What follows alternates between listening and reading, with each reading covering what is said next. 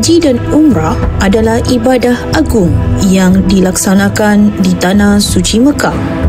Haji merupakan rukun Islam kelima yang wajib bagi setiap Muslim yang berkemampuan, sekurang-kurangnya sekali seumur hidup. Umrah pula adalah ibadah sunat yang boleh dilakukan pada bila-bila masa, namun ia tetap membawa pahala besar. Kedua-duanya melibatkan amalan yang sama seperti tawaf, sa'i dan bercukur atau bergunting rambut. Bezanya, haji hanya dilakukan pada bulan Zulhijjah, manakala umrah boleh dilaksanakan sepanjang tahun.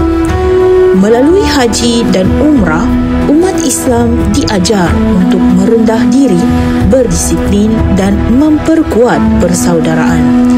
Ia menyatukan jutaan manusia dari seluruh dunia dengan satu tujuan, mengabdikan diri kepada Allah.